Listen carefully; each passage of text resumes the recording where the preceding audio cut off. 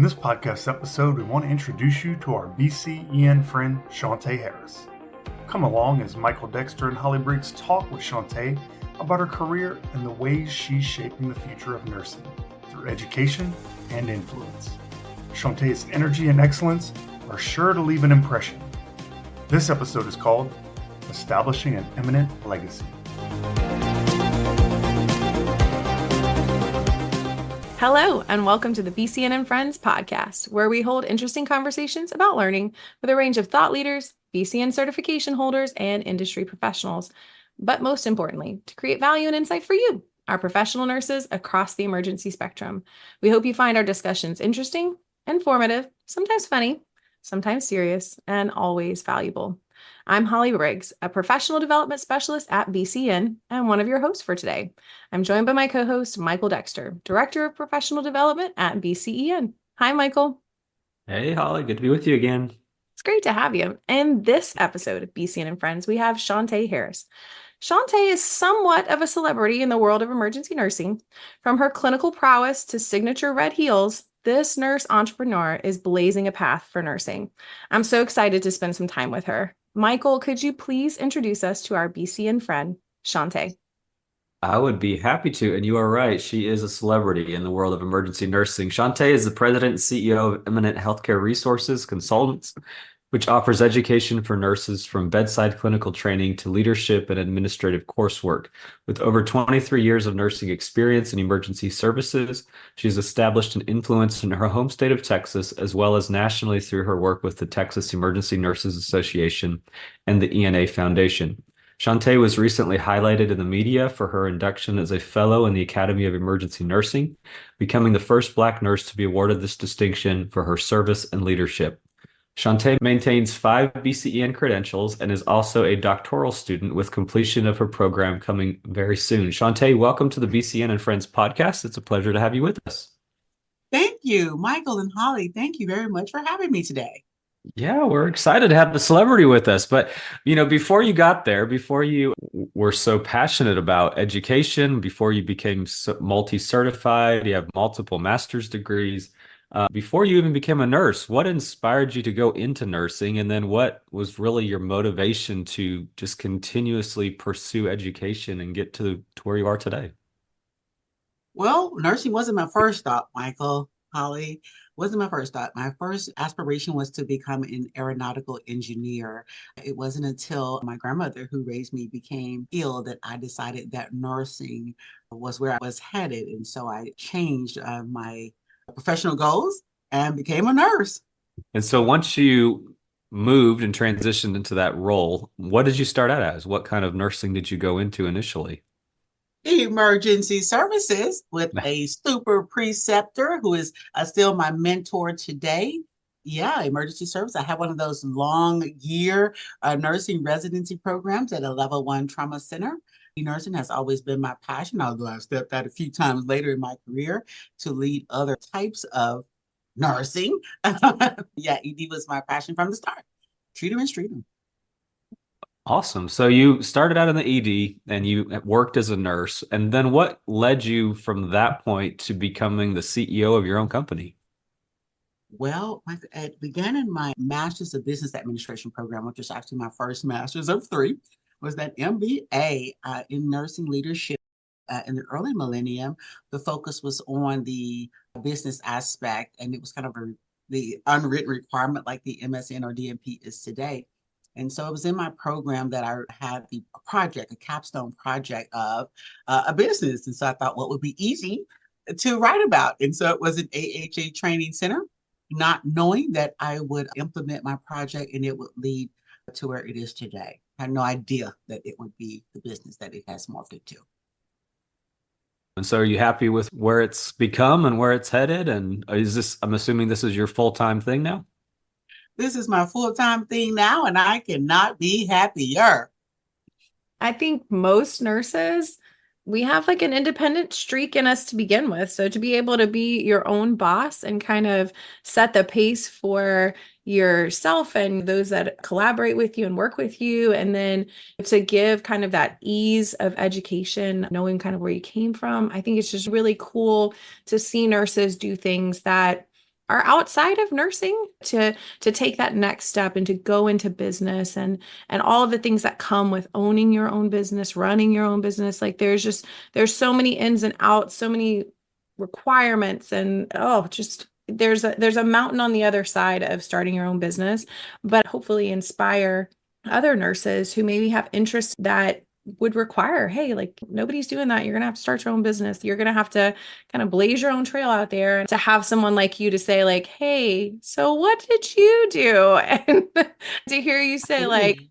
I had to get some more education. I had to take some classes. I had a lot of learning to do. And yet all of that coupled with your passion for nursing has created this. I mean, I won't use the term empire, but I certainly feel like that's what you're working towards. So one of the other things Michael did mention in your intro is that you hold multiple certifications in nursing. Obviously, you've gone back to school, you have all of this very formal education, but then you also went and did certifications. You took these very rigorous exams and you've maintained those. So what inspired you to say, I am going to become certified? And then really, have you seen where certification has impacted your career? Oh my gosh, Holly. And really, certifications has been the foundation of my success. Let me tell you that part. I would strongly recommend that nurses become certified in their field, no matter what that is. Yes, I do hold 7 board certifications, 5 from the BCEN. But let me tell you that what it has made me, what it has given me, the power that has been instilled with me from being certified, the seats at the table and beyond that I never imagined, I can truly attest to came from advanced certifications, board certifications. And I mean, did you do one and you think I'm good? Or did you do one and you were like, I'm going to do another one for sure? Like, did you take a break? What made you go from 1 to 2 to 7? Well, first it was that foundational leadership thing where I wanted to instill in my nurses the value of board certifications, right? In order to teach it, right, you got to do it. And so I said, hey, let me go and become certified emergency nurse, right? So that when I step into any organization and preach, either that be a pathway that the facility is on or anything else, I can say, hey, I'm certified. And so, of course, it started with the certified emergency nurse. I wanted to be able to inspire other nurses to do just same, to see the value in the board certification. And then after that, it was like, oh, wow. That high five thing came along. And I said, I want to be one of the cool kids. I said, wear my high five t-shirt now. But I just thought I'd throw that out there. But yeah, I wanted to be one of the cool kids. And I said, wait a minute. But then some of these tests, y'all, let me tell you, was really, really hard. But there's passion and there's drive behind the board certifications, and the stars are brighter with the credentials. That totally has opened doors for me that I never imagined would be open for me. And it has people holding the door open for me because of board certifications. Well, that's awesome to hear. And I also hold a number of board Mhm. certifications, and it is a very difficult process. Each one is its own animal, and it's a huge accomplishment to have one and let alone to have multiple. And another thing we wanted to talk to you about is this huge accomplishment to become a fellow of the Academy of Emergency Nursing. And I wanted to ask you a little bit about that because I am not a fellow. I have heard that the process is pretty rigorous, that there's a lot involved, not only in the application, but just in you as a professional, the things that you need to show that you've done in order to be considered for this. So tell us a little bit about what that looked like and what was kind of your first initial thought in should I apply to become a fellow? What encouraged that with you? I'm going to put it to you straight. When I first looked at that application, I was like, no way, no how. I'm not one of those people. I'm not doing all this work, right? I haven't done the work. I didn't realize in myself that I had done the work years before, right? And so the application process is very rigorous. And then what you have to accomplish in order to apply, right? To see your body of work going beyond what you do every day and the impact, the sustainability that it has on a global perspective. Not only, are you educating and you're leading and you're doing public health or whatever the case may be, but your reach is beyond your peers, your network, your hospital, your organization, your healthcare clinic, your entrepreneurship, right? It's beyond you. Your body of knowledge will last beyond your life. Something Yeah. to think about. One of the things I didn't realize until after you had been inducted is that, as we mentioned at the beginning, you're the first Black nurse to be inducted. And so what does that mean to you? And what have you heard or what has been said about this accomplishment? Uh, for me, Michael, it has been unreal. When I looked at the members of the academy prior to applying, it was a defining moment in my life to even consider being inducted into the academy. I did not think that I belonged. I just didn't see in myself the scope of my work, should I say. And then having went through the application process and getting a call and to hear the chair of the academy say, you should have applied years ago. You've been doing this for years, you should have been. It was that moment that I realized that that ceiling had been broken. Maybe it should have been broken, 5 years ago, 10 years, who knows? But it had actually been broken, and there was life in my work and the work of others, right? May have reached that point where it was worthy, where it was impactful. And again, I have to say, I just didn't see in myself the sustainability of my work. It's hard to think of yourself as, hey, I belong in the academy of anything. It's like it's a hard view of yourself to look at. And nurses, we're just not good at that. We're just not good at clapping for ourselves. We're happy to clap for others, but we're kind of, we step back from clapping for ourselves. It's humility combined with almost like disbelief. You don't want to be seen as someone who promotes themselves, right? But in the same breath, if you're not willing to see yourself as someone who belongs at the table in the room, then you may never get in there, right? So the first step for you to become a fellow was for you to apply. So if you didn't believe that you belong there, like, I think it would be really hard to be like, yeah, I'm gonna put my application. I don't think they're gonna say yes. But like, you have to have almost just like, okay, I'm gonna try. And what it tells me is that there are probably nurses out there who can look and hear from you to say, like, I looked at this list of people and the things that they had accomplished, and I really didn't believe that I should be in that same room. But, through encouragement, people believing in me, I decided I'm going to give it a whirl. I'm going to try. I'm going to put myself in that pool to be reviewed.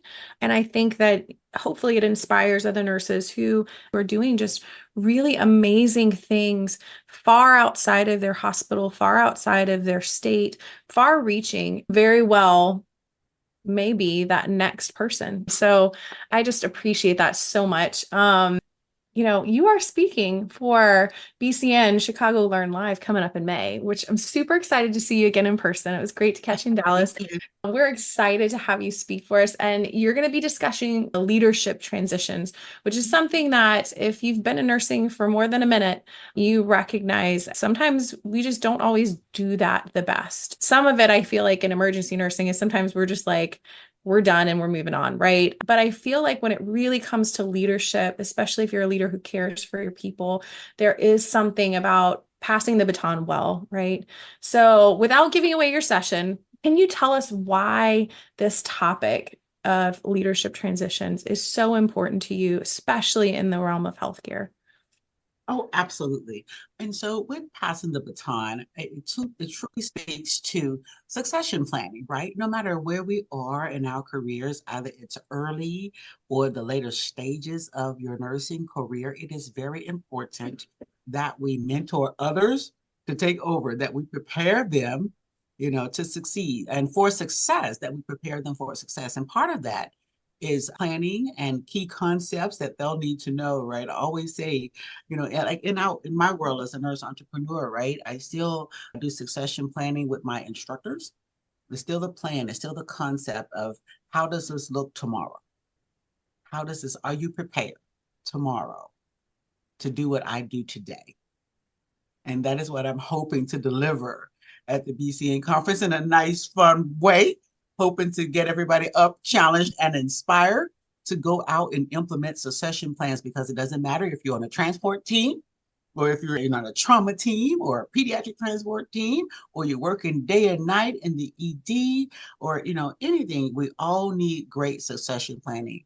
We just never know what disasters lurking around the corner, what emergency response we'll have to deal with. And so we all need our succession planning so that we set our peers up for success.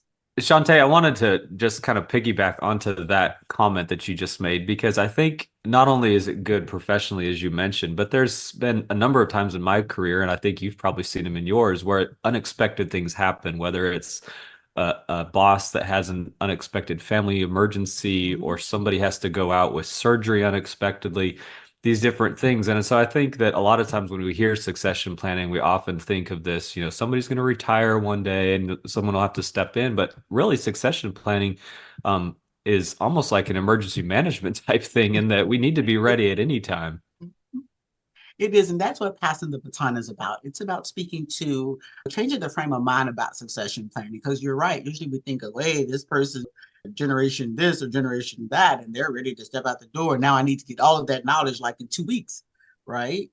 When we really need to get that knowledge every day. We need to prepare for every day for everybody. We need to have a plan to pass that baton so that we can continue to move around that track and be successful at the end. The goal is to cross the finish line. Yeah, and I think it's super important for the entire profession of nursing to be able to have these conversations. So I'm really looking forward to it, Shawntay. I'm looking forward to your presentation. I know it's going to be great. I know it's going to be engaging. So it's going to be exciting to have you in Chicago. I did want to ask you, just kind of going back to your career, though, we like to ask this question to every person that we interview, and we've heard some amazing, amazing responses. Is there a certain person or even a certain moment in your career that you would feel like has really changed the trajectory of who you are today? Something that's really impacted you as a person? Again, I always speak to this course. It was in third grade. My third grade teacher, Miss Montgomery, who actually gave me the guts, inspired me to do public speaking, right? And so I always go back to her thoughts and her training and what she told me in third grade. And it was about creative learning and a unique environment. I was in this program that taught me literally to think outside the box. Of course, as a third grader, didn't see the value in it. But as I have moved along in my career, I frequently go back to that program and the concepts that were instilled in me at a really early age.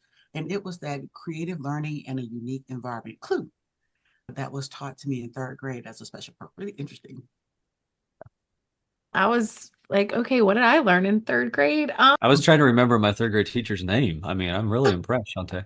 I mean, I remember like multiplication, which sometimes still is there, but there are things that when you pick up as a child, I had a teacher in fourth grade who she pushed me, like I loved to read, but she made it so that it was something admirable. And so since then, like I'm a library card holder and I love to read. And so I look back and I see the power of her influence, even at that age. And when I hear stories like that, one, it makes me think of when we're interacting with patients, especially pediatric patients, and even younger professionals in our field of nursing, or even student nurses. And we think about just these little encouragements or comments that we drop, or things that maybe we teach them a different way of thinking about something, or we reposit this idea of, hey, let's make the learning creative, let's do something different. And to think that maybe in 10, 20, 30 years they might be sitting on a podcast, if that is still the means with which people discuss matters. I don't know, maybe they'll probably have a different platform by then, but just this idea that someone could be sitting there saying the same for you, the same for me. And so I think that's really, again, it just inspires me to hear stories like that, where something that was probably very small for your third grade teacher, she probably was like, I'm going to do it. I'm going to teach these third graders about this, thinking out of the box. And little did she know that would be something that has motivated you throughout your life up until this point and probably far beyond. So thank you for sharing that with us. I appreciate that. I do have a few rapid fire questions. So Sure. this is kind of where we get to know you just a little bit better. So this one's going to be hard because I feel like you're doing a lot of different roles, but what would you be doing if you were not in your current role? Like if you could just pick anything, maybe outside of healthcare, even though you do stuff outside of the healthcare. Let's just say anything. What would you do? I would probably be a Walmart greeter. I want to just stand there and smile and wave at people and welcome them to my world. I want to Whatever. welcome people into malls and stores. I want to stand there and wave like a queen on a throne and tell them what aisle to go down and get some stuff. I That's love I love that. And mostly because I think a lot of times when I walk into stores and there's like a greeter person there and I like tell them hello and there are some stores if I frequent it more often, I kind of feel like I know that person. So it's really cool that you want to just like be the welcoming face for people. And you're great at what you're doing now, but I feel like you'd probably win whatever award the greeters are given every year. Hopefully they do some type of recognition for the greeters, but you would I probably feel like she'd have a certified greeter thing too. Like she'd start a greeter certification. get a greeter probably service. so. I Probably. would greet it. Okay, so 3 categories that I'm gonna kind of throw at you. Okay, Mhm. so and these can be all-time favorites or they can just be kind of your current. So favorite book. Okay, so my favorite book would be Strategic Leadership right now because I'm finishing up my doctoral degree and I don't get a chance to read books that are non-nursing. So whatever's in front of my face for school is kind of like my favorite. Which, guys, in full disclosure, I'm not a big book reader anyway. Like reading for pleasure has never been my thing, like ever. I understand that. Reading for pleasure literally that's me, top to bottom. But my husband, not so much. So, we had to find other common ground. But I also think that sometimes, especially when you're in school and you have to read with like a purpose in mind, I think people can either just embrace that or they can just be like, this is the worst. So I love that you're taking those what can be a very challenging, especially if that's not something you do for pleasure, but that you're saying like, hey, I am actually enjoying this. I am getting a lot out of this. And that's what I feel like a book can do if you let it. All right, favorite movie, or it can be a TV show, again, all time, or just what you're currently. Okay, so my favorite movie of all time, and guys, I'm serious, is actually The Color Purple. But the reason that it is that it's funnier, intoxicated. Okay, so what about this? What about the newer version? How are you feeling? Are you one of those people who's like, I like the version I like? I'm not the remake queen. Okay, that's and in all fairness, a lot of times the remakes don't always live up to what is the original. So I will lean on that for sure. Although I honestly probably will see the remake. All right, favorite musical artist. Okay, favorite musical art of all time is Marvin Gaye. Oh, It's classic. Marvin Gaye of all time would be Marvin Gaye. Yeah. The man is Oh, yeah. just smooth. He's Yeah. butter. Okay, I love good on anything. he transitioned from like contemporary to doing his own I thing. know. It He was pretty stayed awesome. relevant. He stayed So, relevant. mhm. Okay. This is always a great question to ask Okay. anyone from the South. What is your comfort food or a meal that you really enjoy? Oh my goodness. It's my comfort food is spaghetti, and I can eat a lot of it. Like I love spaghetti, like Oh, unreal. Like I could eat it every day and would be totally okay with eating spaghetti every day. okay. Is it a meat sauce or is it just sauce with meatballs? Like, there's different ways to approach I it. like sauce in the spaghetti. I like it in and stirred up with the meatballs. I like it all together, not plopped on top. Okay. I like it mixed together. Love it.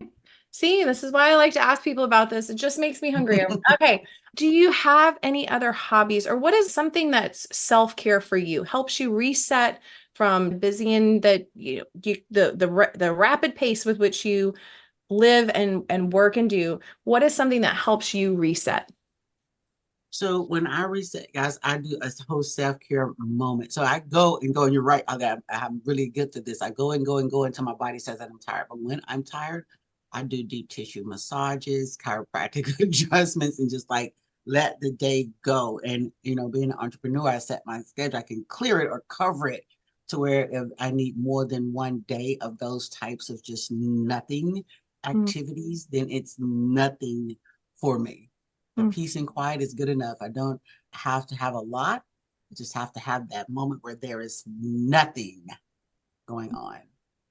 I think that people, and particularly nurses, were geared towards help for others, like helping others. And I think we look to ease the discomfort of others really well. At least I hope we do. That's usually our goal. But I think when it comes to ourselves, we don't always give as much grace to sometimes what your mind is telling you. So like mental overload, sometimes what your body is trying to tell you, like, hey, you're not only mentally exhausted, you're physically exhausted, you're emotionally, and we don't always pick up on that. And then when it does happen, then it's like, well, okay, we're going to stop and we're going to, patch ourselves up. But then we kind of go right back to it. And I think it's cool that you say like, hey, it's important for me to carve out in my own schedule to take time for myself, because there's only one of you. You know what I mean? Yeah. Like there's only one. So like, if you don't take care of yourself first, then a lot of things will kind of grind to a halt a little bit. It's good to put those things down, take time for yourself, and then come back and you're ready to go. You probably have new ideas and new energy you bring to it. So it's very well worth it. So if our audience would like to follow you online, what social media platforms are you on? Facebook. You can follow my business page or my personal page. You're welcome to do both. It's Eminent CPR on one and Shawntay Harris on the other. LinkedIn, Shawntay Harris. I do a little bit of Instagramming, but not very active on Instagram, so I don't really recommend that one. So basically, the Facebook and LinkedIn would be the great places to follow. Get more action there. Perfect. Thank you. I do follow Shawntay on LinkedIn, and I would definitely recommend it. I know you stay very active on that, and you stay active in everything you do, Shawntay. Your clock must have more hours on it than my clock. You seem to fit a lot in there, but it's been really great meeting with you today. I really appreciate you taking the time to come on this podcast, talk with us. It's been great getting to know you more. As we mentioned, we've seen you at different conferences. We saw you just a few months ago in Dallas, and we're going to be seeing you again in Chicago coming up in a few months, actually. But it's going to be really nice to see you again in person. But just taking the time to sit down and talk with you today has been wonderful, and hearing about all that you've done with the 3 different master's degrees, on your way to a doctorate, 7 board certifications, and everything else in between, your fellowship into the Academy of Emergency Nursing. You have really a lot to be proud of, and you've done a lot to inspire others. So thank you so much for sharing your knowledge and your passion for nursing with us today. Thank you for having me, guys. I've certainly enjoyed it. This has been so much fun. Thank you. We are glad that you had some fun. And again, I just want to take the time to thank Shawntay for joining us for this episode of BCEN and Friends. Thank you for sharing your expertise, your innovation, and your passion with us. You are a force within emergency nursing, and we're really proud of the legacy that you are creating, and we believe that it will inspire many. We're looking into 2024. You can make plans to meet Shawntay and us at BCEN Learn Live in Chicago, Illinois, May 5th through the 7th of 2024. You can check out bcn.org/learn live for more details. To all of our listeners, we hope you will stay tuned as we continue with BCEN and Friends and bring you new and meaningful content and perspectives. If you have a suggestion for an episode, please email us at bcn@bcn.org. I'm Holly Briggs, here with Michael Dexter, and on behalf of the entire BCEN team, we thank and celebrate you for all that you're doing as professional nurses across the emergency spectrum. Until next time, we are out.